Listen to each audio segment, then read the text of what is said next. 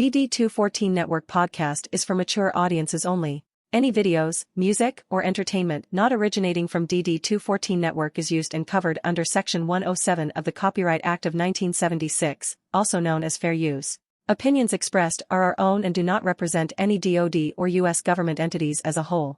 This podcast is for entertainment purposes only. Viewer and listener discretion is advised. You are no longer alone now, because we have you.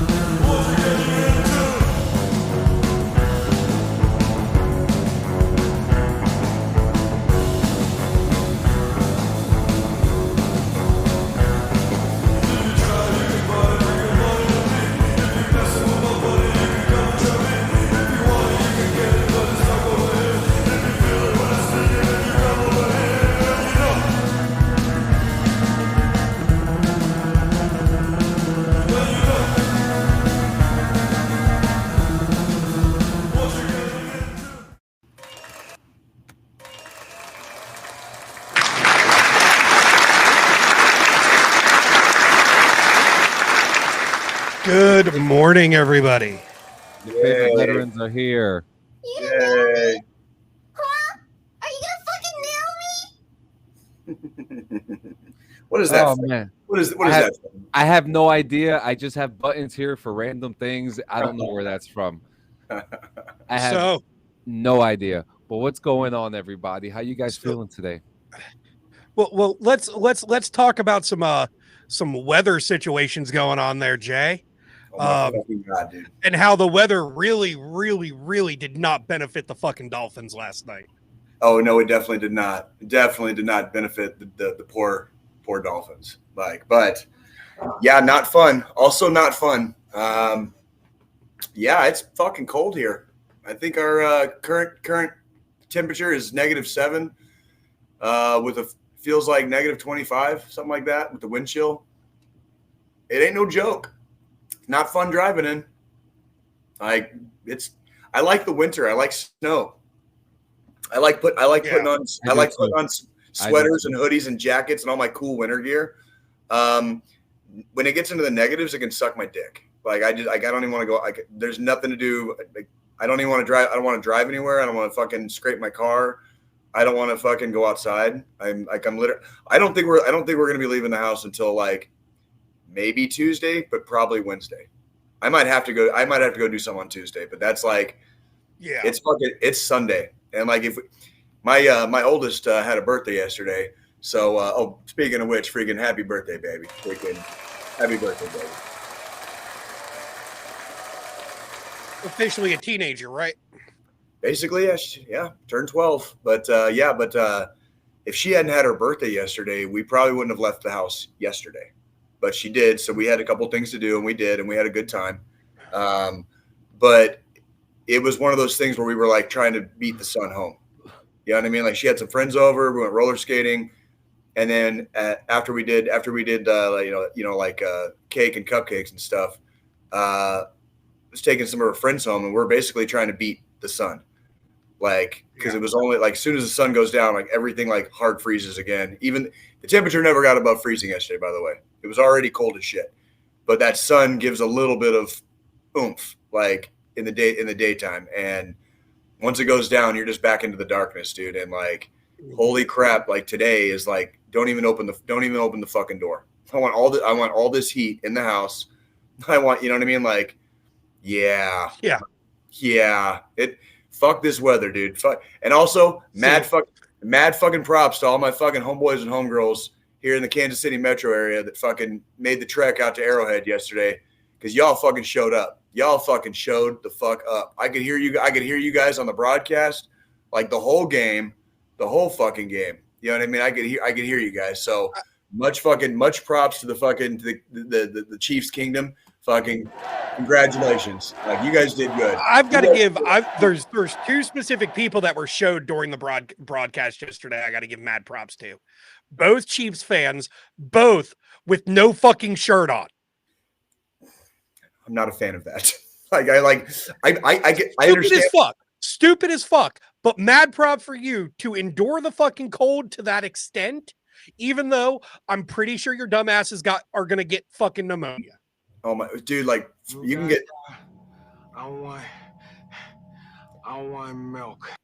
You're talking like straight like damage to your skin, dude. Straight damage to your skin, dude. Like you're like the majority of the crowd who are smart, okay, pretty much covered every exposed surface as possible, and like people with fucking ski goggles on and shit. Goggles covering, and freaking, like every because it is like if you are out in these kind of temperatures for an extended period of time, you will fucking die.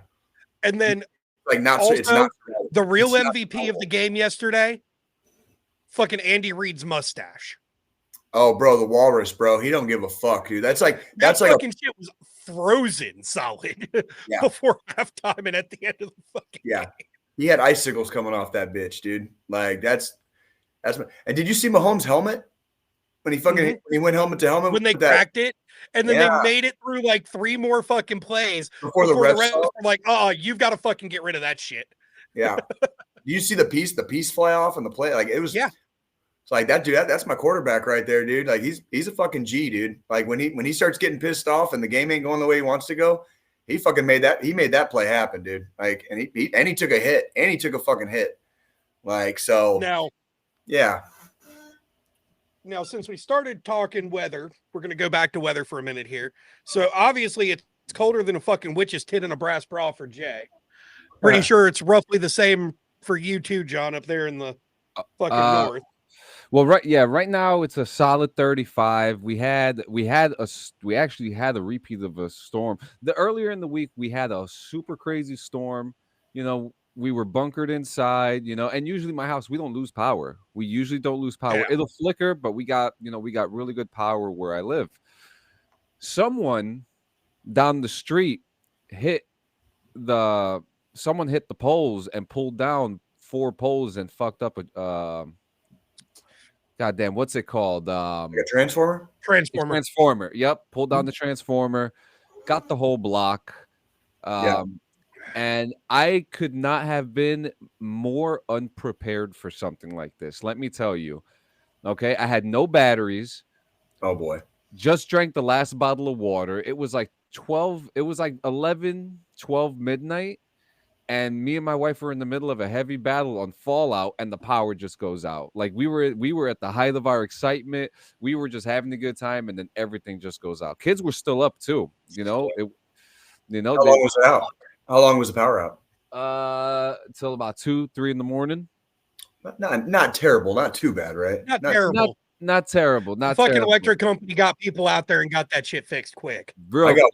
I thought I was telling you guys briefly before we started this morning, 2 nights ago, not last night, but the night before, about a mile north of us, like part of a neighborhood went out, and it was like they said it was like a little bit over 1,000 people lost power, and that was like that's a fear for me right now. Like I'm like, dude, like as long as the power stays on, we'll be okay. You know what I mean? But it's like the minute the power goes out, I'm starting a stopwatch. You know what I mean? And like if that stopwatch starts hitting like 5-6 hours, we got to vacate because it's literally that cold here. Where like the house will get dangerously cold within like 6 to 8 hours. It will get dangerously cold in here, and that's just a no-go with kids and stuff like that. So like roll out the lazy crazy days of winter.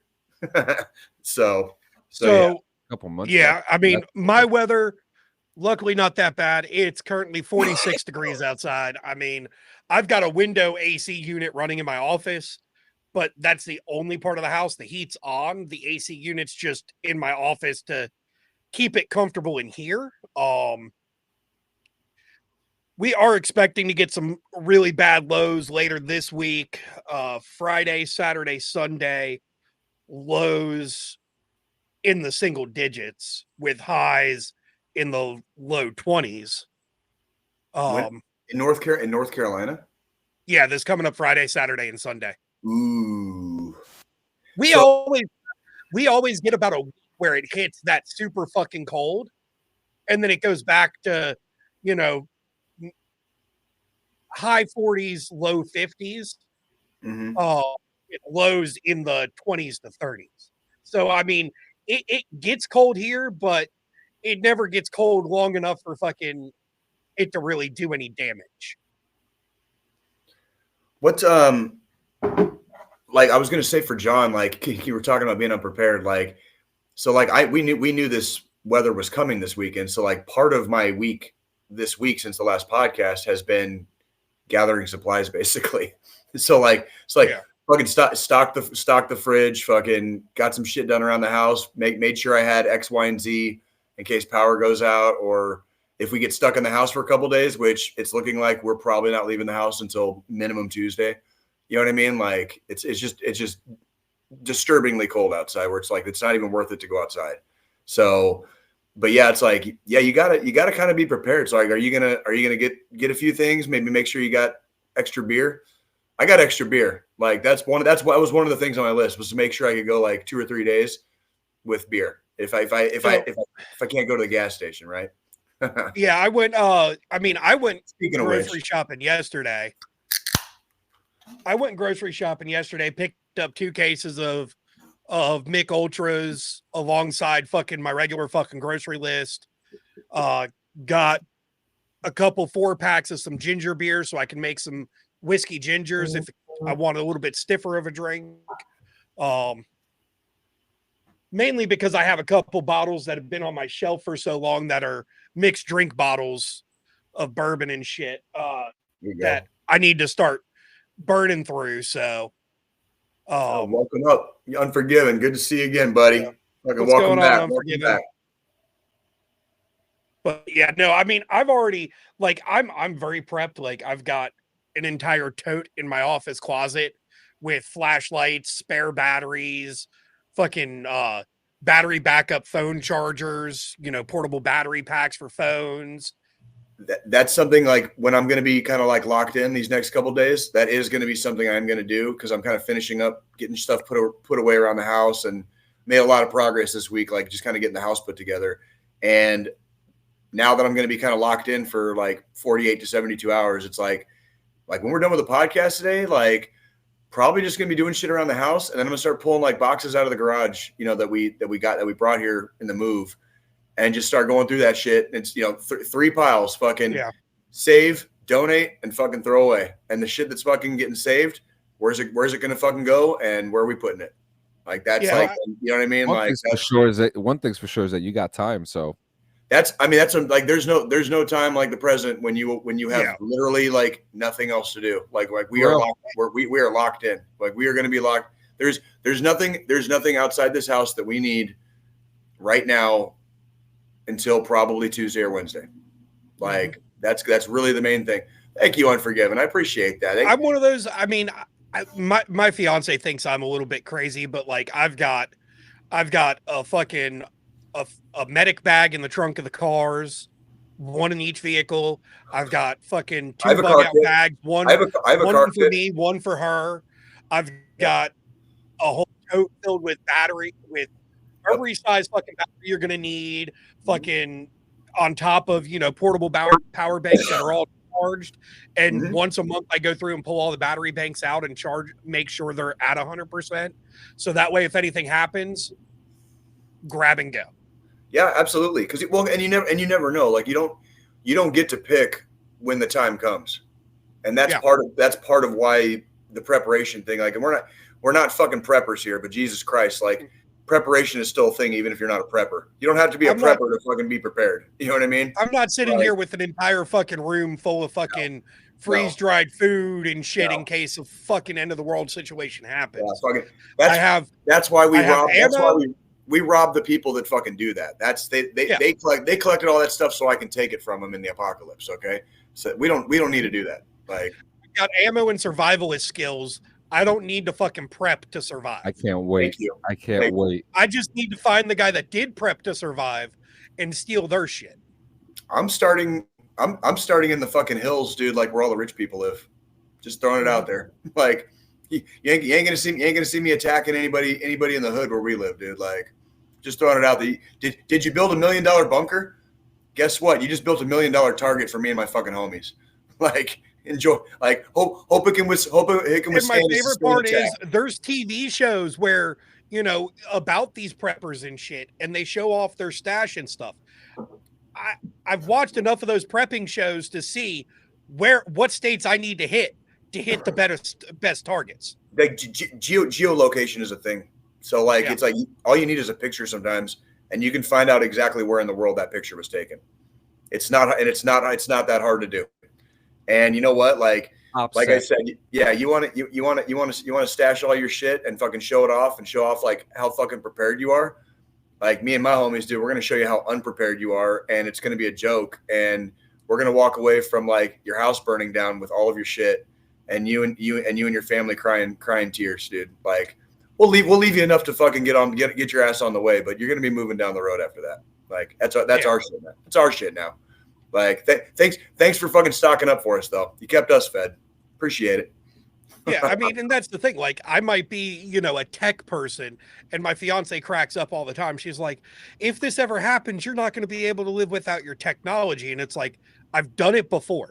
I'm looking forward to it. Like, holy crap. I'm really looking forward to fucking disconnecting. Bro, like, you have no you idea. don't understand. I am so excited for the wasteland to start. Like, bring me in. I am going to start growing specific crops and caravanning it. Like, I'm gonna be that guy, dude. Real talk. I'll be walking around with a damn old school tape recorder to fucking record the podcast, and then fucking we'll take the tapes and we'll mass produce them and just drop them in random locations along the way for people to listen to.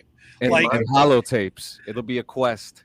In my backyard now, it's not that big. The yard itself is not that big, but there is plenty of fucking room for I would say what I would call like a bigger than average garden. So if I really wanted to plant a fucking garden, I've got room in my fucking backyard. I could do that right now. Like no shit. Just I'd be building a mobile garden. It's like I could dig up the grass and fucking till the ground or whatever. But it's like I'm just saying if I wanted to, I could, and it wouldn't be that hard. It's like out here. It's really not that hard. Like shit grows out here. So it's like, yeah, I mean, I'll have my tomatoes, but the plants next to the tomatoes aren't going to be tomatoes. That's all I'm saying. Hey man, there's stuff you can, you know, they actually have. I was going to be practicing mobile hydroponics. Hydroponics is a fucking thing, dude. Not just for reefer, dude. Like you. I know. You can grow more. You can grow fucking everything with fucking hydroponics. You can grow more. You can grow more food than you can eat, and then you can get goodwill from like your neighbors by giving away the food that you don't need or that would spoil. Well, yeah, and that's my thought process is a mobile hydroponic station like built into a trailer that's towed behind me in an apocalyptic situation. That way, it's on the go with me for those fresh vegetables and shit, and then I hunt for the fucking meat and. Good to go hunting and fishing and have a mobile garden. Don't need anything fucking else. Right. I mean, we joke about, you know, attacking bunkers and shit, but the reality is usually what we see in major disasters and just really bad situations is it is a lot more community and people do tend to start coming together. But when you pool your resources with like, I mean, you just like pick a street. Just say one street. If the whole street pooled their resources, they would probably have more than enough. You know what I mean? And be able to build a gate too.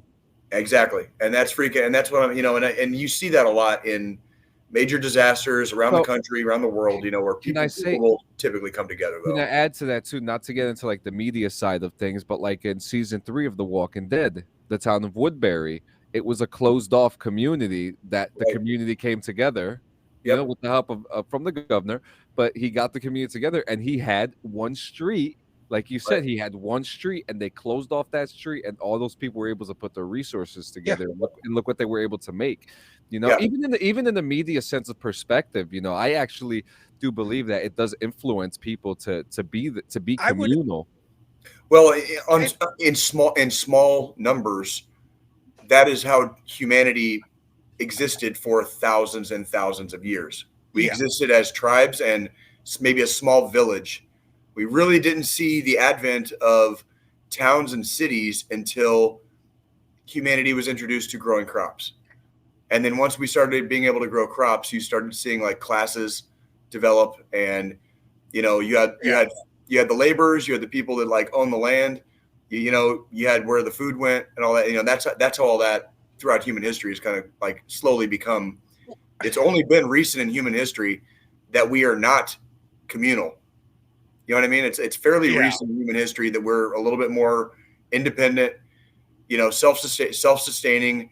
We don't necessarily have to have a tribe. We can kind of just do our own thing. But we talk about it all the time on here. Having a tribe is important.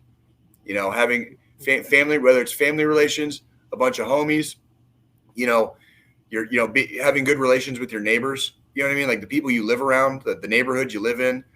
It all adds up. And then like when a fucking tornado hits or the fucking sky splits open like a sheet and it starts raining fucking blood, you know what I mean? You've got people around you that already A, know you, and B, will probably be willing to fucking lend a hand, and you obviously vice versa to them as well. Yeah. And that's the whole fucking point, is like not being separated from humanity. I would honestly, I honestly would say out of all the TV shows that have kind of gone over post-apocalyptic shit, or even video games, Walking Dead, even The Last of Us, those are realistic ways fucking things would happen. Either Correct. Shit's going to turn into a militaristic state, Yep. or you're going to have the loners running around and these other communities where the street banded together, boarded up, secured their borders, worked together to. Wasn't that a funny joke? Wasn't that a funny joke in one of those last episodes where he was like, the guy was like, so this is basically communism, and the girl's like, yeah, basically, like that's because they pooled the resources and like everybody works for the community and everybody shares and reaps the benefit basically, and that's like. By the way, we're not communists here at DD214 Network. I want to make that very clear. But we're talking about principles in the pooling of communal resources. That's communal morality. Well, absolutely, yeah. And that's like if you're living in a community and you grew up in this community your whole life, or you've been there for so long, the community makes its own rules. Every community has its own rules. That's one of the things I love about Kansas City and the Kansas City Metro. Every little township you go into has its own flavor. So there's Kansas City proper. There's like where we live in Independence. There's Raytown. There's Lee Summit. There's Grandview. You know what I mean? There's Green Valley. Fucking unforgiving. All I'm saying is, two is better than one, and one is as good as none. Like, so that's call me Karl Marx. Call me Karl Marx. But see, that's the thing. Like, you've got to look at it from a realistic standpoint. Like, is the zombie apocalypse going to fucking happen? Do you want to survive? That's the only question. I look at it from exactly. I look at it from if this, like I look at every potential natural disaster scenario, fucking the earth fucking splits in half. Right. We get hit with a fucking meteor. I don't care what the situation is. Right. I'm looking at it from a perspective of, I want to survive. Correct. And my goal in surviving is to, first I have to have a tribe. Correct. That is correct. Because having a good, strong group of people behind you is key in a survival situation. Thank you. I always, me and the neighbor that, we hang out all the fucking time. Me, him, my old lady, his old lady. We play card games and shit all the time, drink, whatnot. We always joke around that our women are going to be the first to go in a fucking any type of apocalyptic situation because they couldn't survive 2 seconds in the real world. But in all reality, me and him are both going to fucking protect them. We're going to make sure they're there because they're part of the fucking tribe. Yep. And see, dude, I love you, Joe. I love you. Thank you.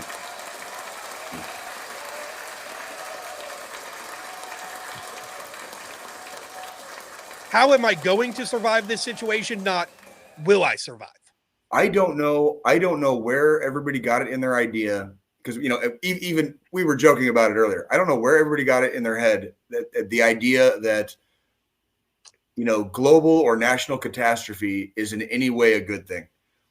And if anybody thinks it would be fun or thinks it would be cool or X, Y, or Z, I would kindly remind you of your time in places like Afghanistan, Iraq.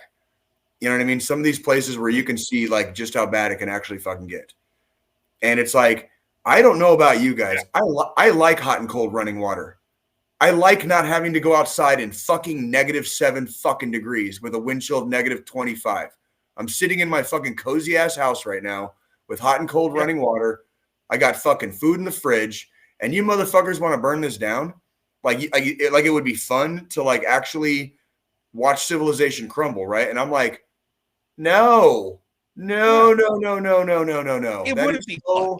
I've been places where civilization has crumbled, and let me tell you, it does not get better with time. It gets exponentially worse until you're basically living back in the fucking Stone Age. Back in the Stone Age. Like, that's how quick we can go from having universities and streets and power and light and fucking heat and cold and all that cool stuff to living in fucking caves and fucking mud huts again. And it only takes a few generations. It only takes a few generations if it just keeps getting worse.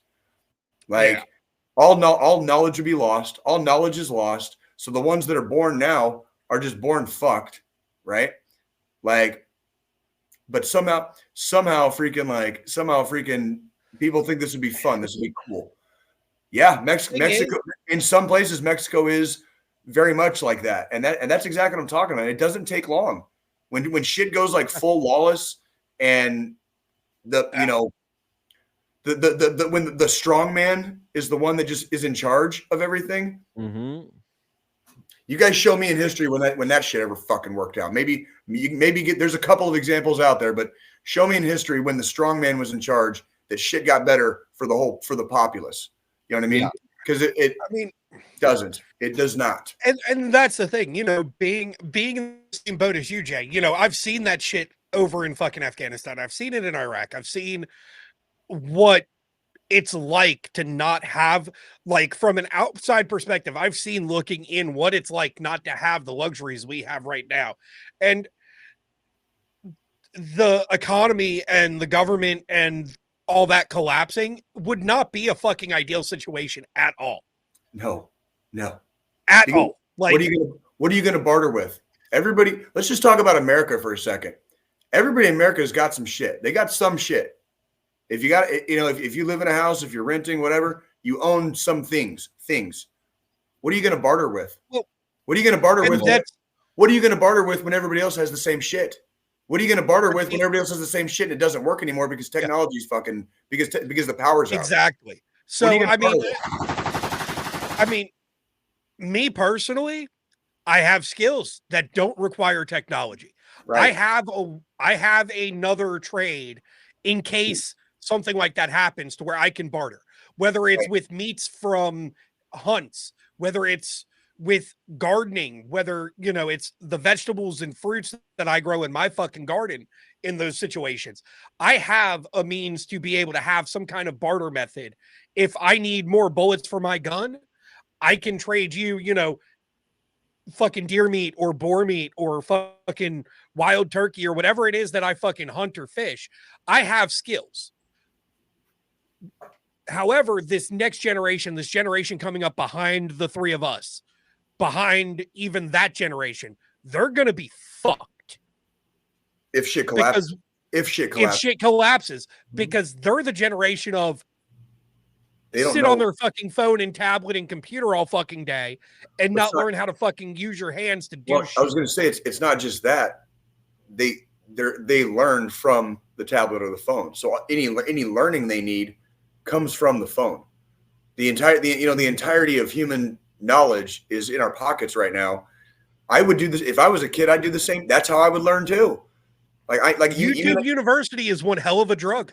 You mean I don't have to go through a fucking a volume of fucking encyclopedias and find the right one with the right letter just to look up? Oh no, we have Wikipedia. You know what I mean? I can just look this shit up like instantly, and I don't need a volume or a set of encyclopedias that I have to update every year because, knowledge gets updated every year. Like Encyclopedia Britannica don't fucking exist no more, bro. So it's like, I wouldn't blame them. I would, if we were born in the last 10 years, it would be the fucking same for us. We'd be fucked. To be born in a time and space that we were. That's where just a little bit before the internet, and we grew up as it grew. You know what I mean? That's where I would even say, that's on our generation. Also, though, this next generation not knowing these important skill sets and shit. Like, if we're not teaching our kids how to survive without. There are some trends in certain regions of the country where colleges and universities have seen a drop in attendance, and trade school attendance has gone up, which is actually a really good sign. Which means there are people out there that are like, okay, fuck all this bullshit. I need to get my hands dirty, and that's a good sign because for the last 20 years, for the last 20 years, nobody was going into the trades, and now it's like the trades are getting pushed hard, and that's a good sign for me. So even if shit does collapse, fucking, Johnny Miller from fucking down the street, learned how to be a carpenter. So when Jay's fucking roof gets a hole in it from a fucking branch that fell off the tree, Johnny Miller can come over here and fucking fix my roof. You know what I mean? I mean, and that's one thing. Like, so I've got a college education. I've got my master's degree, all that jazz. But I've told my kids even, don't go to trade school. Don't go to college. At this point, there's such a high need. Exactly. Unforgiven hit it spot on. Yep. And there's such a high need for the trades because the plumbing industry, carpentry, fucking all electricians, lumberjacks. There's all of it. There's a high demand for it because people haven't been. Because our generation, a good chunk of our generation went to university instead of trade school. So there's this giant gap of, 20 years with no trade schooling. Right. Give or take. That's correct. And that's so, yeah. And it's okay to want to be an artist. It's okay to want to be a fucking musician. Okay. It's okay if you want to be a lawyer. And if you start getting into politicking and whatever, it's okay. What we're saying is, there has to be balance. And I like it. That's exactly what freaking The Unforgiven said, was like, there needs to be a balance. And it's like, there are going to be scholars. There's going to be philosophers. And it's probably not going to seem like the philosophers do a lot, but they do. Scientists. That's what, we need everybody. We need all that shit. Mm-hmm. And that's what, it's e pluribus unum, from many, one. You know what I mean? Like, that's how we create the unity. Is we're not all going to be the big bad leader.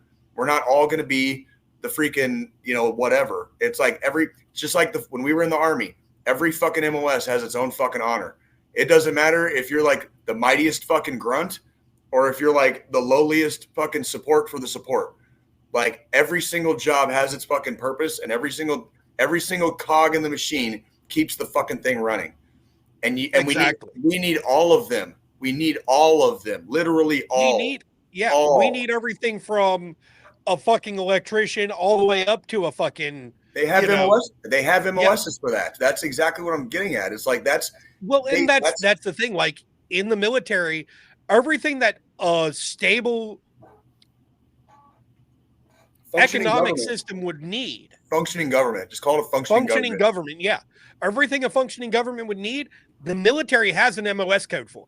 Yep. Whether it's fucking firefighters, police officers, fucking carpentry and masonry specialists. Because funny enough, Jay, my buddy that lives in KC also from work, that actually he's no longer there, but at the current job, but he was a carpentry masonry specialist in the Army.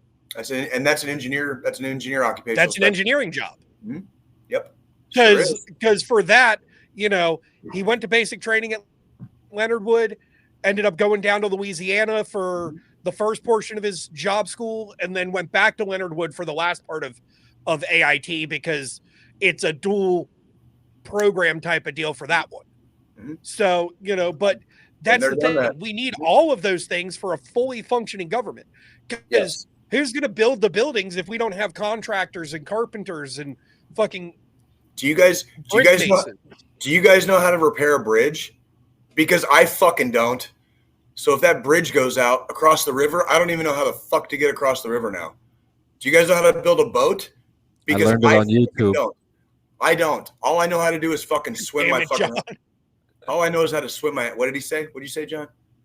I He learned said it he on learned it YouTube. on YouTube. Yeah, right. I don't. I mean, dude, I don't well, wait. There's a whole commercial about how you could fix a boat, though. Just get Flex Seal. right. Yeah, quick fix bullshit, right? But that's what I'm saying. Like, I can put it this way. I live at the confluence. I hate this fucking thing. I live at the confluence of the Missouri and the Kansas rivers, right? So I'm very close to like a confluence of rivers. Yeah. And I'm telling you, when you look at these rivers, and especially the farther east you go, for those of our personnel here from out west, these are not small rivers. And like, how would you fucking cross it? How would you span it?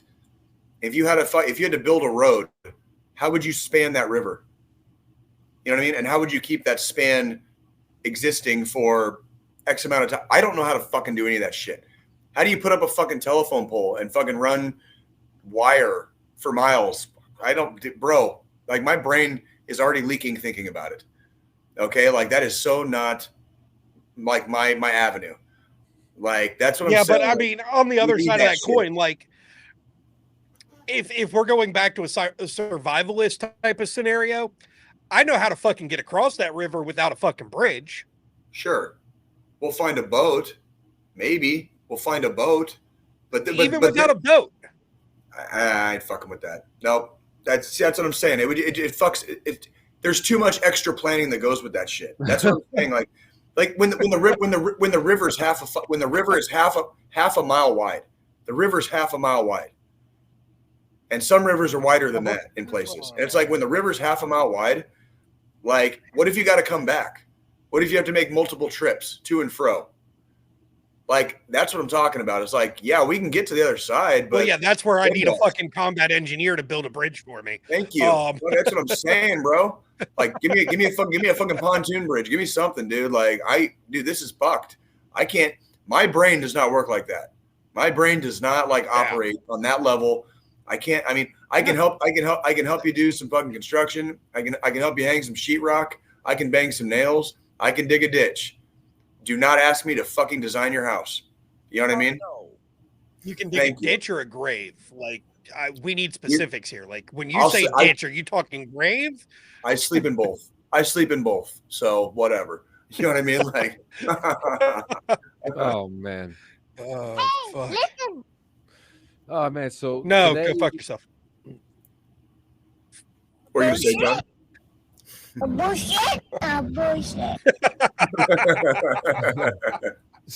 So today we're doing two quick lists, but in 2024 we got a list of military movies and TV shows, military centric, not just modern military, but like we're talking like old age and stuff like that. This is a quick list to go through.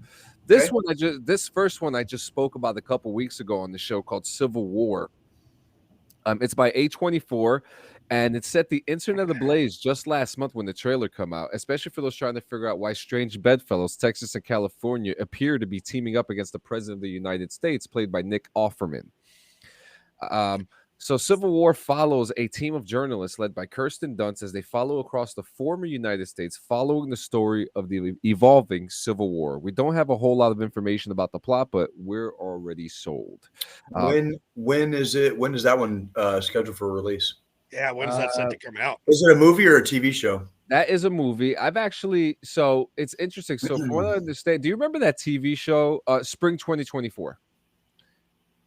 Couple months. Yeah. So remember that TV doesn't feel like it today, but it's going to be in a couple months. Yeah. So you remember that TV show that I poured dog shit over, DMZ? So Civil War is what DMZ should have been. Like the production of it, the way it looks, like everything about it. But yeah, next one. The next one is called. So wait. Hold the fuck up. First off, DMZ was true to the fucking comics. No, it wasn't. To Are a you fucking degree. kidding me? To a degree. Bet you won't hit him. Bet you won't hit him. To No a balls. degree. Hold on. I have a slap. I button. just said this shit to fucking trigger his ass. No, DMZ wasn't true to the comics. I know, John. I said it because I knew it was gonna fucking trigger you. And every once in a while, I've got to get under your fucking skin. So I've now done that. I'll do it again in about 3 months. We'll have another moment where I get under your skin. DMZ man. though, I didn't feel like it was super shit. I felt like it could have been done better. It should have called it something else. And however, that's your daily dose of watching John about get fucking pissed off. The next one is called Escape from Germany. And no, guys, it is not a Snake Plissken sequel of Escape from New York. But this movie is about 85 Really? missionaries who are attempting to flee Nazi Germany before Adolf Hitler invades Poland and sparks World War II in Europe. Well, you're kind of fucked. Like, where would you go? It's like before they invaded Poland. Did you forget what happened like the few years after that? It's like they can escape Germany all they want. Like, where the fuck are you going to go, though? The whole world went to war. It's like, Yeah. Oh, hey, guys, we made it to Czechoslovakia. Oh, shit. Oh, Like, shit. fuck. Look, they're Like, involved in the fucking war too. Fuck. fuck. Yep. So that one comes out April of this year. Next on the list is Fallout. We've talked about that. That comes out of April of this They year. call that like kind of a military centric, really? Fallout? The Brotherhood of Steel. I Yeah. never played the games. You're Yeah. right. I never Well, played the it's- games. I mean, it does have like, yeah, I could see where it's military Yeah. centric. But The it's trailer and the shots that they've released so far, fucking that movie, the show looks like it's going to be fucking Yeah. amazing. Yeah, and I mean, I'll cover every single fucking week. I don't give a fuck. The next one, I'll actually be right there is- with you, John. Yeah, dude, we have to break it down. Which one the is next- that going to be on? What service is that that's- going to be? Prime. Okay. Yeah, Amazon. If so you the need that login, Jay, don't worry, I got you. Yeah. So the next Arr, one- matey. Arr. So the next one, I'm actually personally excited for this one. Is a documentary called "Hiding Saddam Hussein." Obviously, we all know that he was captured in a spider hole on the farm near Tikrit in 2003. But we all know what became of the disposed dictator of Iraq. But did anyone ever think of the farmer who hid of him for 235 days? The answer is yes. A Kurdish filmmaker tracked down Ala Namik, who runs a restaurant now, to get the whole story about what happened and how Saddam spent the better part of a year hiding on his land. Is that a documentary? That is a documentary. I would be very keen to watch that one. I would be very keen to I will watch be that. watching that one. Yeah, That's definitely on the fucking, hold on. That's called Finding Saddam, right? Let me go ahead and take a note Finding down. Saddam Hussein. Okay. Yeah, I would definitely be that one's Yeah, definitely that's on the fucking, we have to, when it comes out, we just all have to coordinate to watch it at the same time and then just do Yeah. an overview on the episode. There's a place outside of what used to be now Kandahar Airfield in Afghanistan, and there's a place outside there called Tarnak Farms. And Tarnak Farms' place in history it's where Al Qaeda was doing a lot of training, and that's where they were housed for some time, including Osama bin Laden at times in the run up to 9/11. And it was always funny because we would go out the gate from this certain direction, and we go out by Tarnak Farms, and then we would do some of our like test fire. There was a test fire range out there for our like mounted weapons, like our like machine guns and like heavy weapons, basically. And we would have to use a test range outside of Tarnak Farms to test fire. No, I know Tarnak Farms. Yeah, but it's funny because like the test fire range is like over here, and then you kind of like look to your left basically, and there's like the remains of fucking Tarnak Farms, and like the A&A were there all the time, and it was like, huh. So that's Yeah, where no, I know that's where it that all test fire started, huh? range too. Yeah, it's like I know that that's test fire range too, Jay. Many a 50 millimeter rounds fucking gone down like, range you at that can't- fucking test fire range. You can't like you're not allowed to go across to what you're shooting at because there's so much fucking UXO out there. So like they literally like you had to go on this road and you just fired across this field into basically what was basically a series of berms, and to look to your left and just be like, oh, yep, that's where it all started right there. That's where it all started. Like, and the next one we have, I saw the trailer for these next two actually just a couple days ago. So this first one is ISS.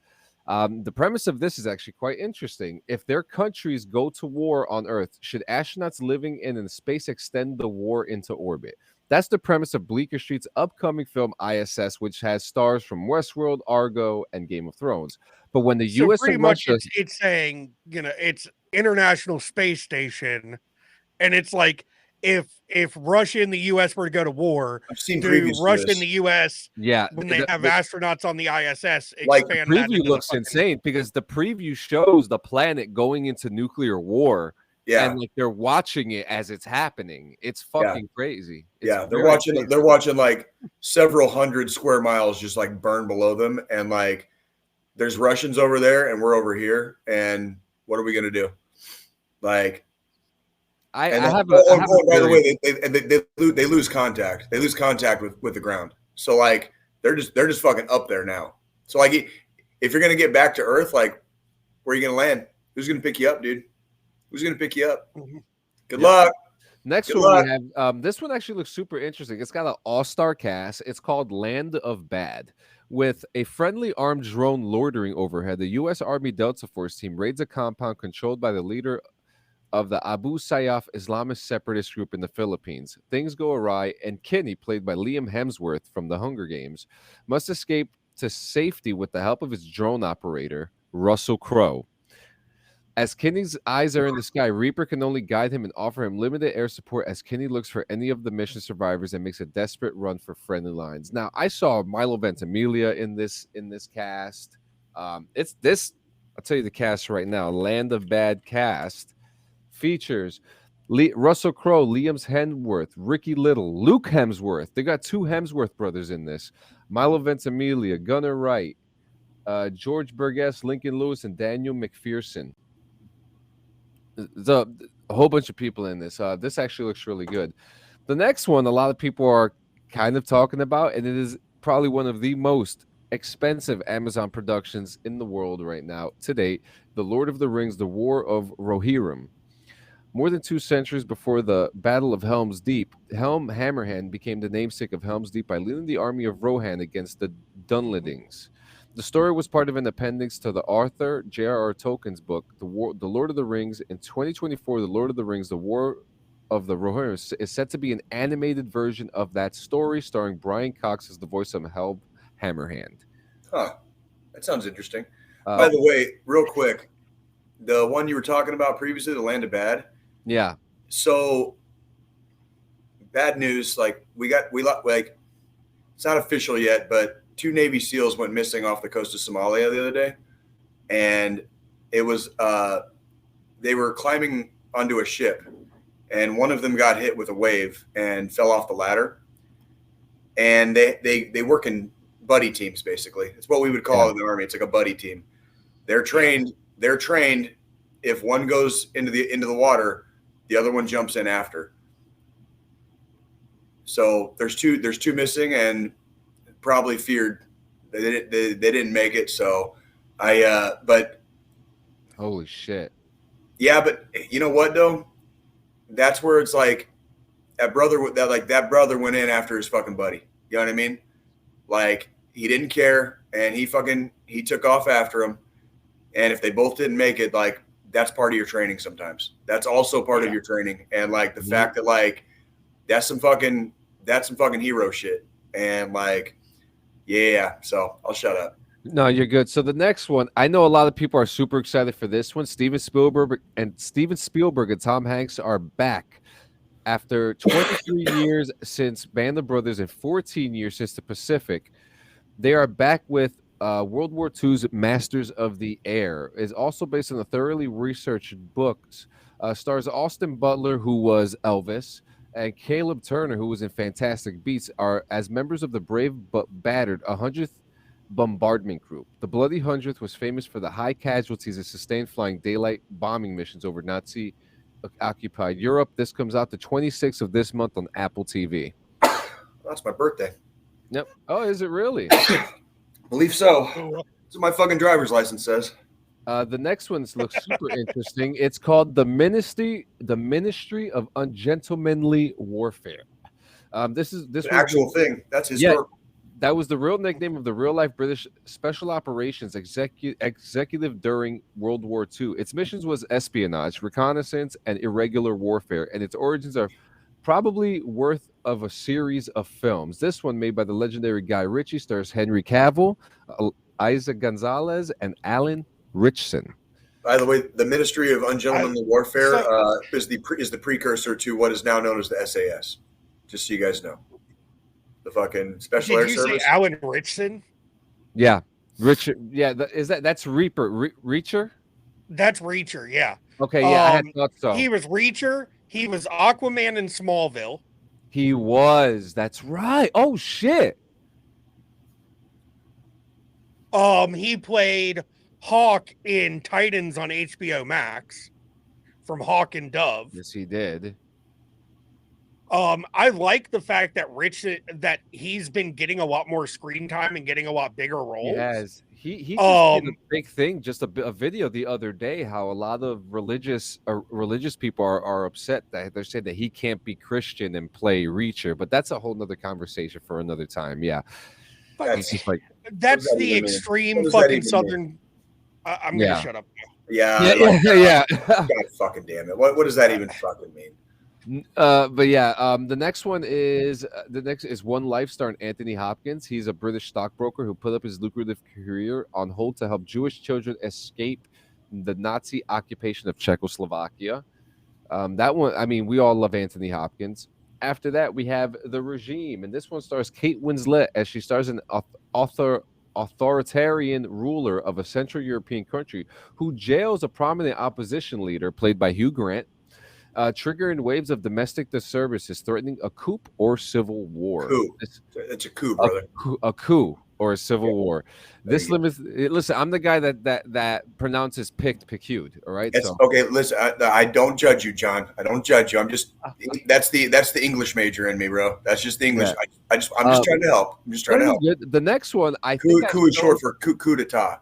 It's Yeah, short for the coup next- d'etat. the next one, I believe I've shown this to you guys. It's called Shogun, and it's World War II veteran James Clavell wrote a series of books set in feudal Japan that not only sparked a widespread American interest in the island's nations of history, but it also started a book pop culture fad that the U.S. wouldn't see again until the debut of Harry Potter. Shogun now returns to screens in the latest golden age of television. See what all the fuss is about when it's streaming on Disney Plus on February 2024. I think I might be, That's going to be go ahead, Scolini. So, I mean, that's one thing. And this is where I'm going to kind of step into a little bit of video game stuff since you're talking Shogun specifically. I am looking forward to the next Assassin's Creed project. So, Assassin's Creed Mirage, which is the latest game in the franchise, brought us back to ancient Baghdad. Yeah. I've been enjoying the game so far. I actually got it when I got my PS5 for Christmas. Game's pretty cool. Going through Baghdad before, terrorists were a fucking thing and shit. Back when it was, princes and princesses and that side of shit. I am looking forward to the untitled Assassin's Creed project that's coming next, because that one, I think it's codename Red, is going to be feudal Japan. Yes. That's and all then they have the Chinese one too, I think too, but that's the mobile version, right? Yeah. They've got some mobile one coming out that's going to be in ancient China with the age of the fucking samurai and all that shit. Word. Yeah, I was following some of them. I also, but while we're talking about Shogun at the same time, we can safely say that Ghost of Tsushima was highly I haven't played Ghost of Tsushima at all. I was literally just going to ask you. If you've played Ghost of Tsushima yet. Because I've got PlayStation Plus. It's available on PS Plus. I'm going to install, because I hear You know It's a what? I got a game. PlayStation now. I have one. It's right I'm here. gonna install fucking Ghost of Tsushima once we get done with the episode, and that'll be the fucking next game I play. I'm Please. currently playing through Please. Ragnarok. How I'm is it? playing through God of War Ragnarok right now. How is it? Oh, oh. God, I got to get back into that shit. I got to get back into God of It's War. fucking good. I got to get back into I've it. been enjoying it so far. I really like the last God of War game because it takes Kratos out of the ancient Greece side of things into Norse mythology. And this one dives deeper into that mythology. And so at this point, it's not a spoiler alert. At the end of the last God of War game, Kratos kills Balder, who is the son of Freya and whatnot. And Freya's been banished by Odin. And now Freya's out to kill Kratos and his kid. And Thor and Odin have now stepped in. They're in Fimbulwinter, which is like the lead up to Ragnarok and all this other shit. So far, fucking great game. I'm only about 10% into the game so far on completion because it's such a big fucking game. Dude, Ghost of Tsushima is also a big game, and I'm just now getting to the end of.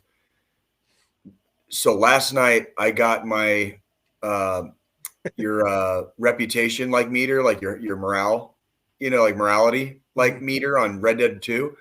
I maxed it out like last night, and I'm really close to like one of the last missions where like Arthur dies, and I didn't realize how close I was until last night. I was like, oh shit. And so like, I think when Arthur dies, I'm probably going to fucking start replaying God of War, like for real this time. Yeah. And like, cause I haven't played it in a while. I'm like, that was like the greatest two games, because both of the games made heavy use of the word boy. You know what I mean? Cause like Kratos calls the kid boy. Yeah. Boy. And then and then Arthur with his horse is just like, boy, like that. It's like that. Yeah. And it's like with the Southern accent. So yeah. So we got 3 more movies. We'll go through this real quick. The next one is filmed by Tyler Perry. It is called 6888, and it is about an all-black women's Army Corps unit that was sent to the European theater to clear a backlog of mail. Army Corps. Sorry, all right? Listen, we pronounce our P's in our letters here in New Jersey, all right? Tyler, what am I supposed to call him? Tyler Airy? So he God, different fucking scenario, John. I'm actually surprised Tyler Perry is not playing one of these women. Anyways, but it also, but this cast has Kerry Washington, Oprah Winfrey, Sam Waterston, Dean Morris, and Susan Sarandon. The next one is The Sympathizer, and this one, author Viet Thanh Nguyen published his Pulitzer Prize-winning book, The Sympathizer, about a refugee in South Vietnamese army who comes to America as a refugee. Called The Captain, none of his South Vietnamese or American acquaintances know that he's really a North Vietnamese sympathizer spying for Hanoi in the years following the war. The book is a satirical dark comedy that actor Robert Downey Jr. began to produce in 2021, and he also stars in multiple roles throughout the limited series while playing the captain. Interesting. Maybe. Yeah. And the last one is The Tattooist of Auschwitz. There's not a lot of information available, but it's going to be a 6-episode limited series based on Heather Morris's 2008 book of the same name. The bestseller is about Leo Sokolov, a Jewish Slovakian imprisoned at the infamous Nazi death camp in 1942. Working as a tattooist, he falls in love with another prisoner. It's actually based on the real-life Sokolov, who was played by Harvey Keitel in the series. Super interesting that they're in the TV show. What's the name of that TV show with Al Pacino? Hunters. The Hunters. There's actually a storyline about a tattooist in a Nazi camp who falls in love with somebody. Very interesting, but those are some TV shows. I have a small list here now of military veterans who are musicians, but I have to go with the first one. What's up, Squilini? No, so So now there's a show coming off of about the tattooist from. Okay, I'm just Yeah. trying to thought process Yeah. here and Yeah, blinked at the same time. So continue into the musicians and then yeah. So I'm a lot of them don't look very familiar. I'm going to go through some really. The first one I'm going to say is Fred fucking Durst. Fred Durst. Did not know fucking that. douche. Did not know that. What fucking branch was he in, John? He was What fuck- he was in the Navy. fucking course he was. Fucking shocker. Fucking shocker. Fucking. The only thing is that, so he never made it on a ship. Surprise. Yeah, he never made it on a 'Cause he's a ship. douche. But the only information that I could find on him, we can't find his rate, but that he was in for at least 2 years. I wonder why So he he- doesn't talk. I wonder why he doesn't talk about it a lot. He Gee, I probably wonder. never fully made it out of fucking his job school, his A school, because that's Probably. what they call it in the Navy. If He he was in for was- at least 2 years, he never made it all the way through A school before he got chaptered out. Yeah. So the next one we have, we can all agree that we're fans of Tool, A Perfect Circle, Pussifer, the Maynard. frontman Maynard. Yeah. Yep. He was in Fort Sill, Oklahoma, and in 1982 he trained to be a forward observer. He was actually offered the opportunity to attend West Point after graduating from basic, but he turned it down and served his 3 years instead. Yep. Yeah. Not and bad. He does. He's talked about it a few times in interviews, but he has never. Yeah. He has never gone into detail, and he typically does not talk about it a lot, Yeah. like at all. So- Then we also have Jason Everman. Oh, I know that guy. Yep, the former he was the bass player, right? Yep, the former bassist for Nirvana and Mindfunk and Soundgarden too. Oh no, he was the guitarist for Nirvana and Mindfunk, and he played bass for Soundgarden. Yes. He is a former Army Ranger and Green Beret.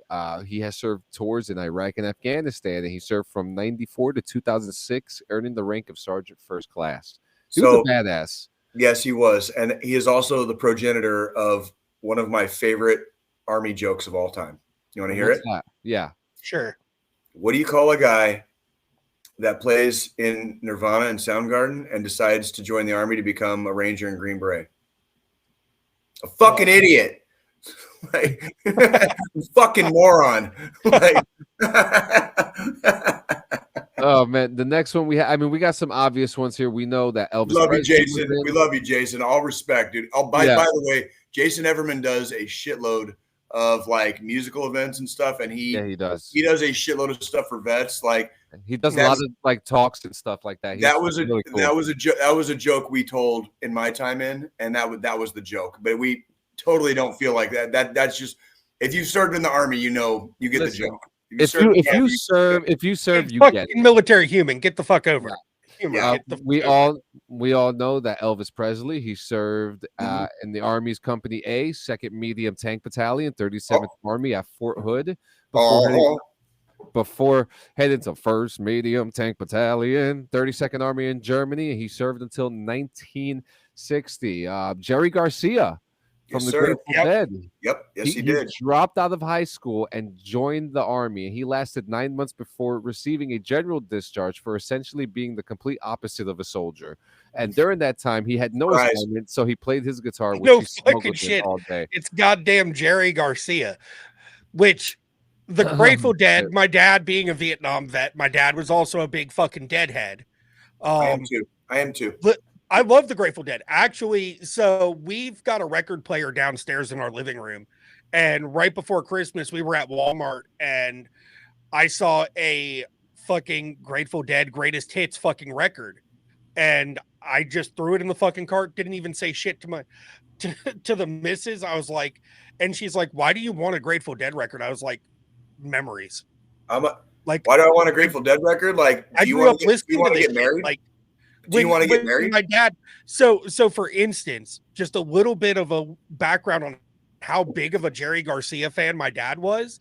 The night Jerry Garcia died, my dad's a first sergeant in the Army. He's still active duty at the time. He sat out on our back porch on base, drunk as shit, screaming Jerry at the fucking moon for like I'm 7 sorry. hours I'm sorry. straight. That's fucking dope. Like, I'm sorry. I'm not trying to laugh. That's just amazing. I'm laughing because that's amazing. Like, you know, like that's fucking metal, bro. That's fucking metal, bro. So- And who the fuck in the 1990s, in the early 1990s, who in the fuck is gonna yell and tell a first sergeant to shut the fuck up? No fucking nobody. Absolutely nobody. Fucking nobody back then, bro. Fucking nobody back then, dude. Like our little fucking shithead generation of soldiers, dude. Like we buck up to fucking first sergeant sometimes, dude. Fucking like back then, dude. Like you will die. You'll fucking Oh, just yeah. die. Like nope, nope. So next one we Gary.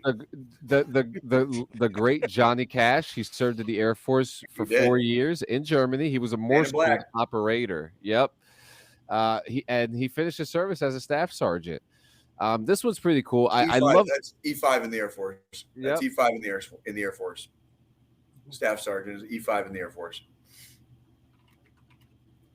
And the next one we have is BB King. The blues legend was already known as Blues Boy from his time as a radio DJ, and he enlisted in the Army during World War II and was allowed to discharge because he drove a tractor back home, which was considered an essential occupation in the home front war effort. Interesting.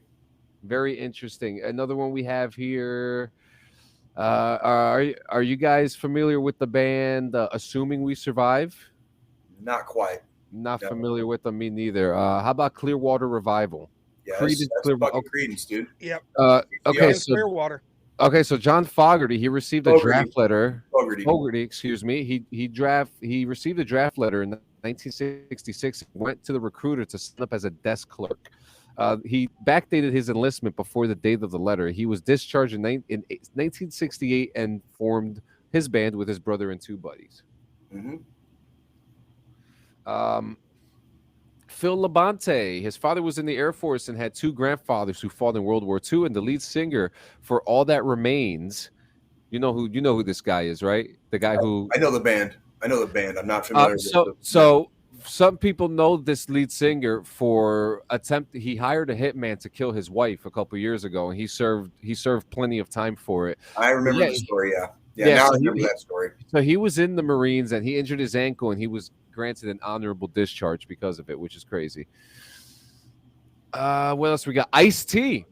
Ice-T, Army. Ice-T. He actually has a because he was in Third ID in Fort Benning. Yep. And he actually says he revealed a hilarious story one day where he was talking about where he went into a officer's office and ripped the rug and stole it and put it in a taxi. And yeah, it's great. So in my infantry battalion at Fort Carson, I was in this infantry battalion. I was in the same battalion for 4 years in two different companies, and the infantry breeds a certain mentality. So the good ones are really good, and the bad ones are really fucking bad, right? Yeah. And I don't know which shitbag got kicked out of that battalion at what time, but one day, like, there were these big giant placemats you could wipe your feet, but they were like it had the battalion logo on it. You know what I mean? And somebody came in one night and stole the battalion fucking placemats, dude. And I guarantee you, it was somebody that was getting kicked out. Guarantee you, it was somebody that got kicked out, and not it wasn't. Oh, yeah. It was somebody that was getting kicked out, and they fucking stole that shit. And fucking, like, I was like, yep, I know exactly what that came from. Like, I know, like, somebody got fucking mad at this battalion, and they got their fucking Cheerios pissed in for fucking however long they were in the Army. They're getting kicked out, and they decided to fucking take an item home with them. You know what I mean? Like, yeah. Yeah. So the next one is Billy Cox. He was the bassist for Jimi Hendrix, who was also a veteran too. Mhm. And they were stationed at the 101st Airborne Division in Kentucky, and they started jamming together. Played after-hour gigs off post, and kept performing after they both left service. Nate Dogg. Is anyone familiar with Nate Dogg? Yeah. Classic rapper. Yep. Are you not like Joe? Seriously, you don't know who the fuck Nate Dogg is? I know who Nate Dogg is. Yeah, he was in the Marines in 1987. He was stationed in Japan. He served for 4 years, and then he hooked back up with his boys Snoop Dogg and Warren G. I mean, they made some bangers together. Fucking G. Dude, I was listening to G Funk. I was listening to some of that G Funk shit, dude. Like in the fucking shower this morning, bro. Yeah. Fucking That I love that type of hip G hop. Funk era, dude. Nate Dogg I've got- is in the hook. Nate Dogg is in the hook of like every fucking G Funk fucking like hit that you fucking know. Like Yeah. that's fucking Nate Dogg. So the next, Rest in peace, homie. Yep, the next one we have is Mystical. He joined the army after graduating high school in New Orleans in 1988. Oh shit, it's I'm snowing. Mr. Carr, homie. I'm in the army, homie. I'm Mr. Carr, homie. And I got three more for you. MC Hammer. Okay. He was a petty officer, 3rd class, and aviation storekeeper in the Navy, serving with VP 47 at Naval Air Station Moffett Field in Mountain View, California. Holy shit. He served for 3 years before leaving the military to become a pop rap household name. The next one everybody knows. Actually, people didn't know this. Shaggy. Yeah. I was about to I- say, I- Shaggy he's a better be Marine. on this list. Yep, Shaggy's a Shaggy. Marine. He was a Lance Corporal in the Marine Corps. Yes, he was, and he served as a field artillery cannon crewman as well. That's fucking badass. And he docked rank twice during his time in service. He supposedly crafted his unique vocal style while in uniform. And our very last one, I found this out today. I was actually super surprised, but author Shel Silverstein. Most people don't think Fuck of this yeah. as author and Sidewalk. poet as a musician, but Shel Silverstein wrote Johnny Cash's chart-topping song "A Boy Named Sue." Famously recorded live at San Quentin Correctional Facility in 1969. I remember Shel Silverstein from my childhood in the school library in my elementary school, and I a had- light in the attic, and where the sidewalk ends, and then yes, he in fact did write the lyrics to "A Boy Named Sue," which was made famous by Johnny Cash at San Quentin. So yeah. Oh, and I just want to say, life is one big party when you're still young. But who's gonna have your back when it's all gone? I Oh fuck! so I All I gotta have- say is it wasn't me. I have It so wasn't many- me. I have It so wasn't many, me. I have so many podcasts that I have to do today, and it's fucking snowing like crazy right now. Well, I'm sorry it's snowing at 35 degrees, John. It's a ball No. negative fucking 4 It's here. it's changed. It's 42 degrees and it's snowing. Oh, fuck Something is you. wrong. Oh, fuck you. Fuck you. So yeah, I mean that was a great comprehensive list. I know you guys got to get into football, so get into football before we. Yeah, what you got? I've got one thing left before we jump into fucking football real quick here, because I told you guys earlier this week I was going to do it. So this week I ended up getting a new office chair. You did promise that. Yes, you did. Yep. So I ended up. How's your back? I will say, compared to the old fucking chair, which is still in my fucking townhouse because I've been too lazy to fucking drag it downstairs to fucking take to the dumpster. But so I ended up purchasing the Secret Lab Titan Evo XL chair, which is one of the highest proclaimed gaming chairs / desk chairs on the market, specifically more geared towards gamers, but it's a pretty good fucking chair. So got it on fucking Monday. First off, fuck FedEx. I put the correct address in the shipping, and these motherfuckers, because I have a FedEx account, the label got fucked up between the manufacturer, between Secret Labs and FedEx fucking actually getting it to like the first location after they picked it up from them. So I have a FedEx account. So what FedEx did was they figured out it belonged to me, and I hadn't gone in and updated my FedEx account with my new address yet. So they delivered it to my old fucking apartment.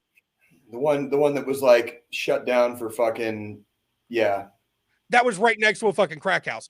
I mean, somebody else lives in that apartment now. Because they gutted the townhouse after we moved out. They gutted the townhouse and that apartment. What'd they do? And okay, never mind. I'm not even going there right now. I'm not even going there right they now. had a hazmat team come in, tear it down to the studs, spray everything with fucking a chemical that's supposed to kill everything, everything, literally whatever. everything. Yeah. And then but needless to say, it got delivered over there. had to roll the fucking box for like 300 fucking yards from there to my fucking place because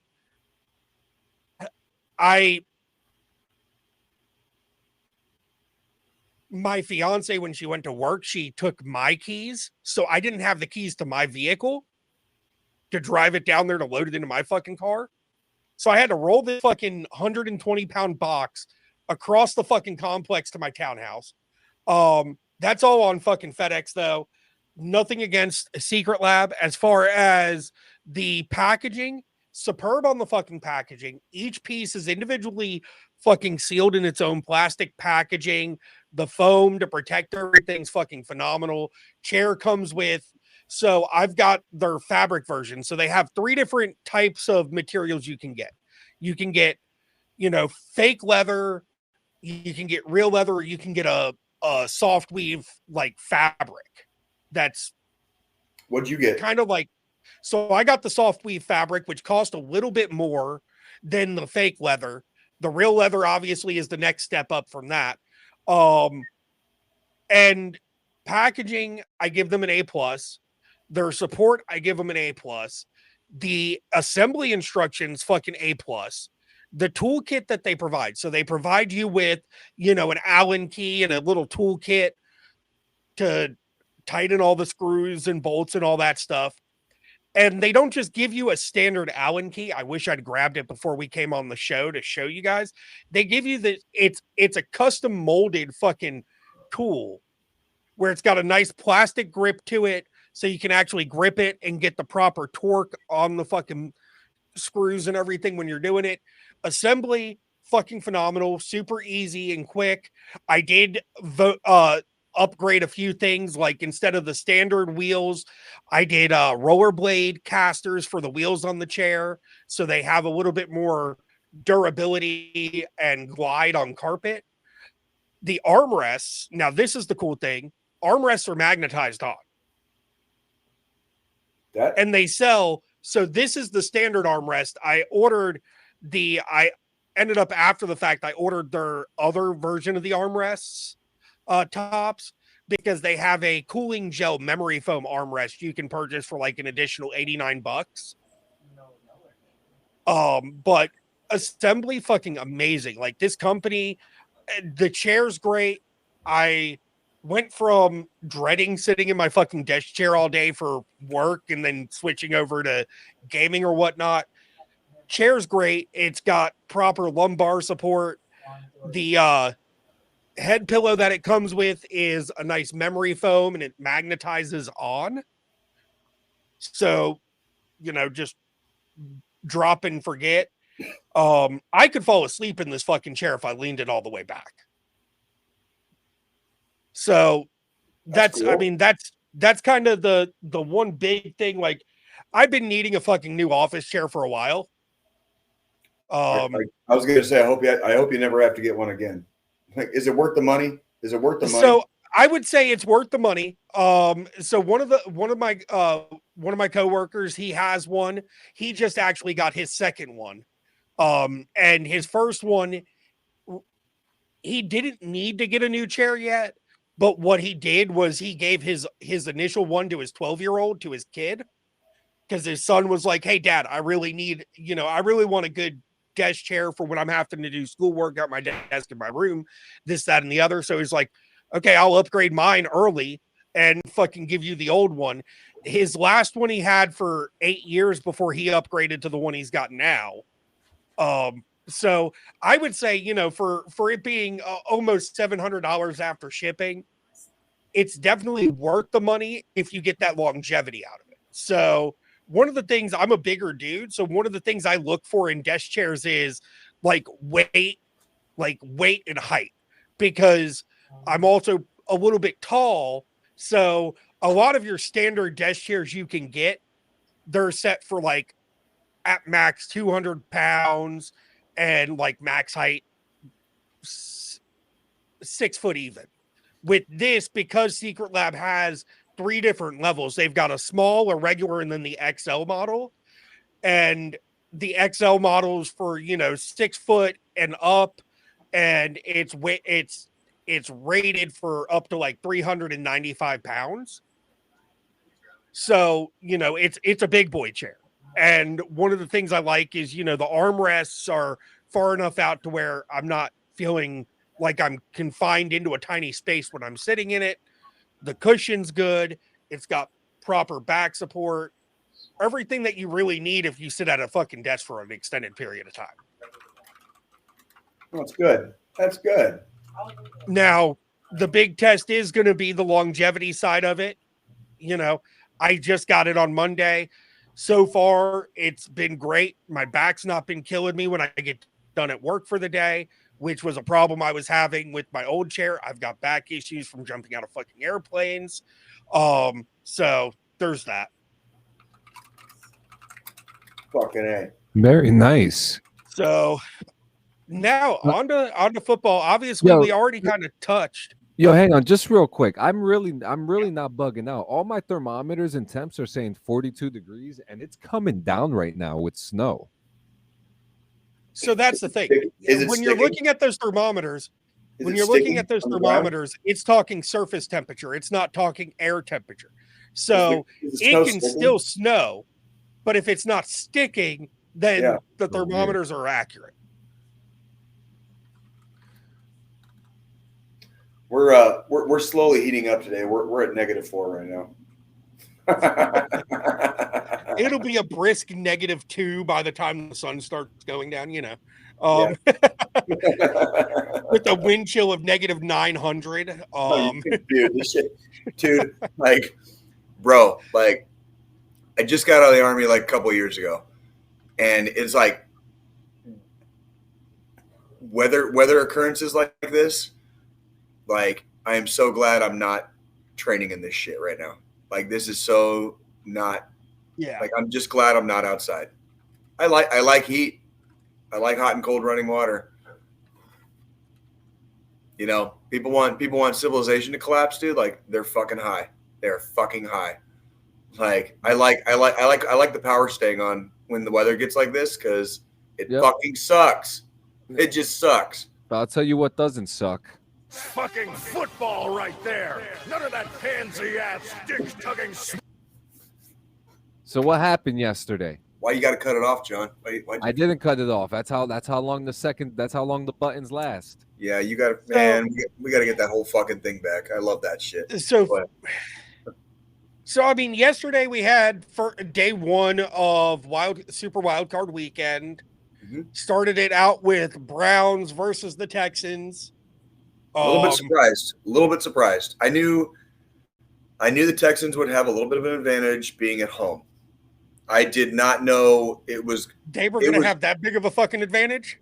Dude, it was a game. It was a game all the way until there was a fucking pick six. It was that very first pick, and then after that, it was a solid like 10 minutes where the Texans offense didn't hit the field, but the Texans got 2 touchdowns. Yeah. 100%. And it was like, because the Texans got a fucking interception. It was got a touchdown. It was over. Browns, received the kick again. Texans get another fucking interception and a touchdown. Mm-hmm. And at that point, it seemed like the Browns just fucking gave up. And against the Texans. Yeah. Like, and I don't care if they're at home or not. The Browns were totally in that game until the fucking first pick six. And I don't know if it was the first pick six or, like you said, the second one that happened like not very long after. But that, like, you could just see the wind go completely out of their sails. Like, it was like, and I told my brother, me and my brother were watching part of it together. I told him, I was like, dude, this game's over. Like, it's fucking over. Like, Browns aren't coming back from that. Like, we're done. Like, I was locked in on the fucking game, and then after they got that second one, then I just kind of started scrolling fucking Facebook on my phone. Just, stop fully paying attention. I was like, they're up by, I think at that point, that put them up by 3 fucking scores. Yeah. because they were already up by 1 before the first pick six. Then after the second one, that put them up by 3. And, mad props to Stroud and the fucking Texans. We're looking at a team with rookie quarterback, rookie head coach, fucking credit where credit's due. complete rebuild. Like, they're in that 100%. rebuild era, and 100%. they fucking rocked the hell out of the fucking Browns yesterday. Mad props to them. Absolutely. We already kind of, we already touched on the Chiefs fucking Dolphins game. Not really much more to go on there because we talked about it earlier with the weather. There really wasn't. The Dolphins just couldn't get in stride yesterday with the cold, and they came in like way overconfident about how cold it actually was. Like there is a big anybody and their mom can do 32 degrees. Okay. Yeah. Anybody and their mom can that's freezing. Anybody and their mom can do 32 degrees. All right. There is a extreme and exponential difference between 32 degrees freezing and fucking like -4 at kickoff with fucking a real feel of -25. Yeah. The real feel outside, even though the temperature has technically gone up, the real feel outside right now is still negative in the -20s. Like, it's bad. Oh yeah. And like the Dolphins seem to come in with this, oh, they're going to be cold too. And it's like, I don't think you understand, bro. Like they train for that shit. They train in it. We train in it. That's like telling Green Bay or fucking Buffalo or Pittsburgh, for that matter, that they were supposed to play yesterday too. Like, that's like telling any one of those cities, like, y'all don't. Yeah. Oh, you guys get cold too. It's like, no. We don't just get cold. We fucking live in it. We fucking live in this shit. Like, fucking, this is part of our existence. So like, there's a big difference on like when you're fucking whining and dining on the beaches of fucking Miami, fucking like 8 months a year. You know what I mean? There's a big difference when you're fucking whining and dining in the fucking heart of Green Bay or Pittsburgh or fucking Buffalo or fucking Kansas City when we get an Arctic fucking ice blast up our fucking asses. You know what I mean? That's a big fucking difference. Oh, yeah. So now we're going into today, and today we've got Green Bay versus Dallas in Dallas. Totally see Dallas all day on that one. Like, totally. I see Dallas on that one. I mean, I'm not holding my fucking, all my fucking cards in one basket though, because the last home game we had against the fucking Lions, we had some struggles with. I will, even as a Dallas fan, say the Lions should have fucking took that win. But it is what it is. What happened. There's no reversing the fucking clock and going back. Yeah. The ref ball can really go away, like real quick and real soon. Oh, it can't be soon enough. It can't be fucking. There was a play last night. No shit. And it happened during the Chiefs game, and the Chiefs had to take a timeout and then throw the flag. And New York, like, there was no like commercial break. They immediately reversed the call, which tells me New York knew that the fucking people on the fucking field made the wrong call, and they were gonna let him go. That would have been a Chiefs fourth down for the Chiefs. They were gonna let it go. New York was gonna let that go if the Chiefs didn't challenge, because as soon as they challenged, there wasn't even a review. It was like 3 seconds, and then it was like reverse on the fucking call. Why in the fuck wouldn't somebody in New York fucking get in somebody's fucking earpiece and tell them, like, hey, fucking, like, do a fucking huddle real quick and reverse that call? The dude fucking made it to a first down. The dude was fully extended across the line when his knee hit the ground. Yeah. Why in the fuck NFL can New York not fucking, like, get in somebody's earpiece? You already knew, because the Chiefs had to take a timeout in the playoffs to challenge, and we lost a timeout regardless. We lost a timeout over that play, and it was like, for what? Because fucking New York can't fucking tell them on the field that you're fucking wrong on the field. Like, that's the whole idea behind, like, the fucking being able to reverse the calls in the first place, right? So if New York already knew and New York was just waiting for the Chiefs, that's inherently wrong in the system. You should not have to wait for a team to challenge. That should be fucking like just because the fucking refs called it on the field. If it was obviously fucking wrong and it was so obvious you didn't have to do a review, like why did the Chiefs have to waste a fucking a timeout on it? That's bullshit. That's fucking bullshit. Like Now, fuck. yeah, now obviously we've got Cowboys is who's the favor going into the fucking game tonight against Green Bay. I really don't see Green Bay winning, but it's again, we're at that point in the just don't season where anything can fucking happen. the Cowboys are your team, and I don't like speaking the worst out loud because they are your team. So Oh no, we choke under fucking pressure in a heartbeat. You can speak the truth. Like I don't see it. I don't. But just I don't- like yesterday's see- game against the Dolphins. I don't see it. I don't see that happening today. I don't don't see see it I don't see Green Bay as a team that can really come in and hand it to the fucking Cowboys to that extent in Dallas. Agreed. Because And not this year. They've had some not this had some really trashy games this year. Just trashy games are like it's not in the cards for Green Bay. Green Bay fans, you can play the fucking Jerry Jones is paying the refs off card all you want. It is what it is. We've seen such shitty calls this season from the refs, even in non-Dallas games where Dallas isn't involved. Fucking Jones isn't paying the fucking refs off. The refs just don't know how to fucking do their job right now, and New York isn't fucking enforcing it. That's all there is to it. this year was Case in bad. point, that This- call this we were year- just talking about with this year was fucking bad. last night. It was bad.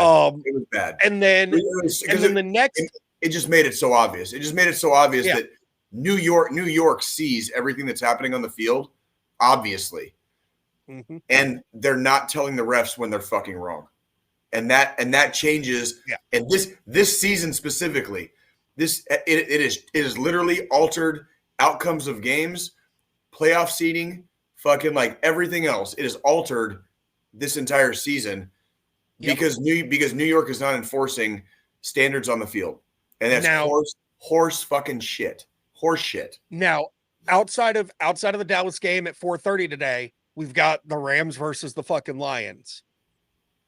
Who's your pick on that one? I am looking forward to that one this evening. I am looking forward to that one. That one I am looking forward to. And by the way, like total fucking, I'm not even in the closet about it, dude. Like I'm a Lions fan right now, dude. Like I've always loved the Browns, always loved the Lions. Yeah. Because before the Mahomes era, I was a long-suffering Chiefs fan, and there was only a few teams below us as far as like suffering, but the Browns and the Lions have been there forever, suffering. Mhm. And it's like, so I will always pretty much root for the Browns if they're not playing the Chiefs, and I'll always root for the Lions. And congratulations to the Detroit Lions for making it to the playoffs for the first time in like 30 fucking years. Like Jesus Christ, dude. Like, So I'm pulling for Lions in that game. Now then we get into tomorrow's schedule. We've got Steelers versus Bills and Eagles versus Bucks. I'm going to go with the Eagles-Bucks game. That could go either fucking way with how the fucking Eagles have been playing this last couple weeks. In regular season, the Eagles have just not been the team that they were at the beginning of the fucking season. They went down fucking hard. I honestly could see it coming out fucking, and it would also surprise me at the same time. Bucks. I'm calling Bucks for the Eagles-Bucks game tomorrow night. interesting. That would shake a lot of shit up. That would shake a lot of shit up. Like if the Bucks fucking pull that out. Yep. And then Because if we put it into perspective, so let's put it into perspective this way. Going into next week, the team that ends up playing the 49ers is the lowest ranked seed. So if the Bucks beat the Eagles or the Eagles beat the Bucks, either way we go. Let's say we beat the fucking Packers, Lions beat the fucking Rams. We're waiting on the Eagles-Bucks game to determine who's playing the Niners next week. Whether it's the Bucks or the Eagles, one of those teams will face the Niners next week if Dallas and the Lions win this week. Mm-hmm. Because that's the number 4 and the number 5 seed playing against each other tomorrow night. Yep.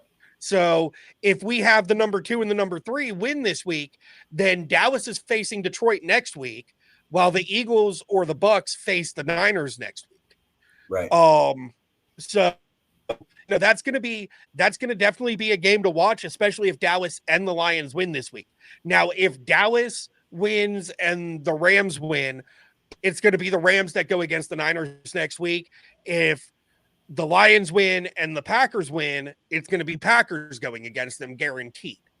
However, there's so many different scenarios that could play out. And I'm really hoping to see a fucking either the Bucks or the Eagles have to face the Niners next week. And the Niners game next week, whoever plays them is going to definitely be a hard call. Because, the Niners being number one right now, you can't fucking just bank on them being number one in their record. Because, again, we're in playoff season. Anything can fucking happen. Right. Now, with Steelers versus I'm in a position where like I have to root for the fucking Steelers on Monday, tomorrow.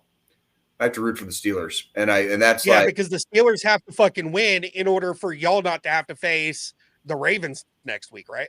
We'll be on the road. If the Steelers win, we'll be in the divisional in Kansas City. Mm-hmm. Most likely. Yeah. Well, and that's kind of like as long as we win today, next week, even if it's us versus the Lions, we'll be at home again next week.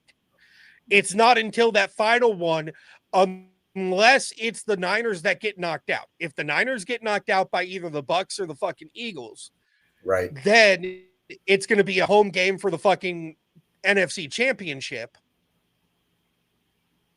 But again, anything can fucking happen. There's that glimmer of hope I have that we're not going to have to face the Niners until championship game.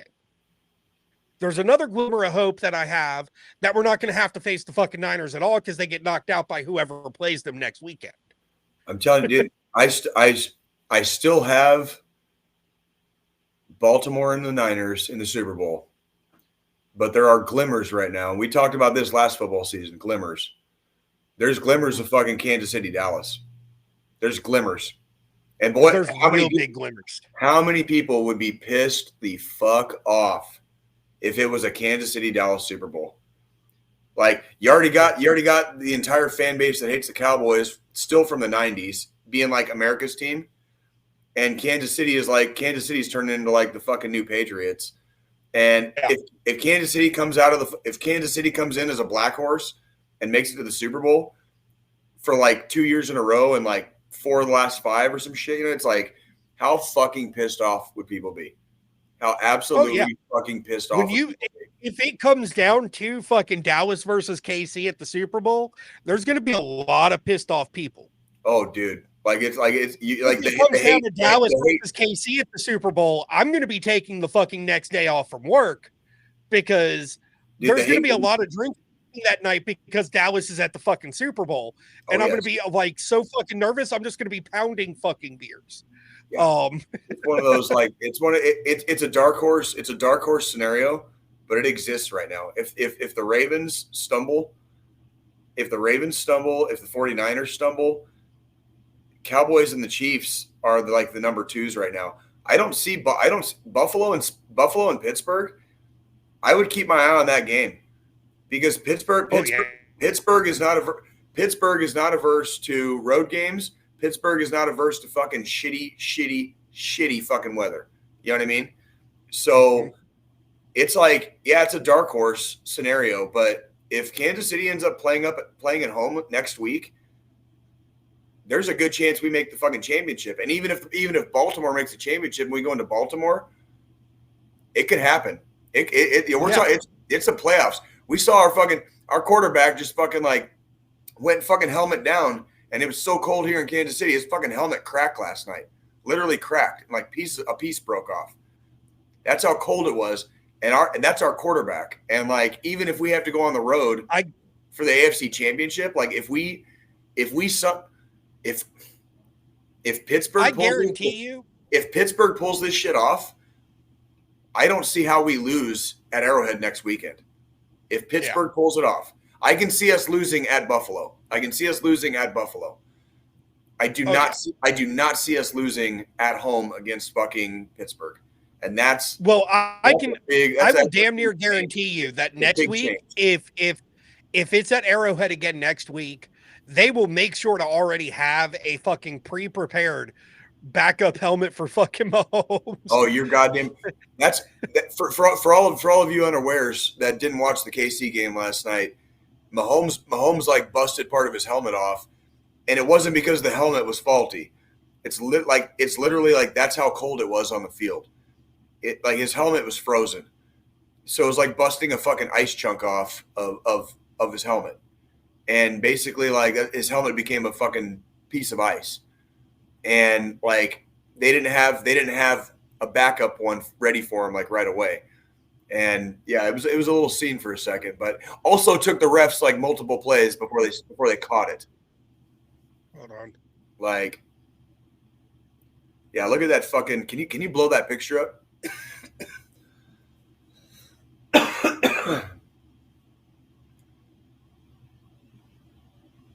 Yeah, look at that. Like Yeah. that's how cold Like it was so fucking cold. His helmet broke like it was a fucking chunk of ice. Yeah, that's exactly like that's when I say it's fucking shitty here. Like I'm not exaggerating, and it was every bit that bad last night on the field. It was every bit that fucking bad on the field last night. Even worse than it is right now. Like so, it's one of those things where, yeah, I find myself in a really odd position rooting for the Steelers, but here we go on Monday Night Football, right? We have 2 Monday instead of having one Monday game, we've got 2 now. So here we fucking go. Here we fucking go. So all right. And I will be watching that fucking game tomorrow. Luckily, I don't have work, so I will be tuning in right at fucking 4:30 when that Buffalo Steelers game fucking kicks off. That's early, yeah. So it's 3. It'll be 3:00 my time. So yeah, you're right. All right, are we? You got a? Where's John? There he is. There he is. No, yeah, that's it. No, we're down to the very end of it now. It was a really good show. It was very fun. I'm very gassy. Yeah, I'm very gassy right now, so my ass kind of hurts. It's probably the coffee. And I instantly it keeps you regular. It totally keeps you regular, homie. Yeah. But guys, come join us next week. We'll find some more topics, but just one last thing. Make sure you keep an eye on your paychecks. There was a 5.2% pay increase that went into effect on January 1st on all your VA checks. Oh, fucking A. How about that? Yeah, so you got a little 5%? Did you say 5%? 5.2%. Oh shit! All right. Okay. Yeah. This is where I feel like Forrest Gump. I'm like, yeah, and you can actually. When he invests in Apple, in Apple, and he's like, and Lieutenant Dan tells him he didn't have to worry about money no more, and he's like, well, one less thing, right? Okay. Yeah. So I'll put the link in the description for you guys to check it out yourselves. But the wages are out. It is that time of the year, folks, for us veterans to get our money. Next week, I think I'm just going to put it out there. We're going to talk about. We've never gotten to talk about it, but our name is DD214. So next week, amongst all the shenanigans and shit that we talk about, we're going to talk about what is a DD214 and why it's important to us. Absolutely. And why you fucking need it. And why you need it. It's technically like a damn ID. So we're just waiting for Squilina to get back. But yeah, but we're here at the final thought. Holidays are over. Things are starting to get back together. Families are back and all that stuff. But guys, the process never changes. The message never changes. Every single week we promote mental health awareness. I was just watching a TV show where a former British politician was just talking about how he advocates how mental health is so important, and there's just not enough promotion or help for it out there. And it seems like, and it's not just an American thing. It is a European thing. It's a Middle Eastern thing. It's an Asian thing. There's a mental health does not discriminate. It doesn't pick or choose. It just comes. We've said this before. But in saying that, always know that you guys are not alone. You can always call the National Suicide Hotline, or you could text them at 988. Or you could also dial 1-800-273-8255. That's 1-800-273-TALK. They're there. They're volunteering to hear your story today, and they will not skip a beat. The statistics are going up every single day. Okay, pay attention to it. Pay attention to your friends. Answer your phones. Reach out to somebody. Okay, a lot of people made some New Year's resolutions. Maybe some of them quit drinking. Maybe some of them quit smoking weed. Maybe some of them are going abstinent. But remember, when someone gives up something, they are moody as shit. Okay, so if they're giving up something and they're being nasty to you, please keep in mind that they are going through something too. A resolution is a good thing. It's a goal, but at the same time, it is painful. Sometimes you feel like you're in Jonesing. Sometimes you feel like you just want more. Don't do that shit to them. Just let them be, and when they feel that they're right, but check on them. The most important thing is to check on them and make sure they're okay. Because coming off some of these things are super powerful. And that's all I have to say about that, guys. We'll see you next week. You guys got anything to close off? Man, love you guys. Freaking hope everybody's freaking has a wonderful week.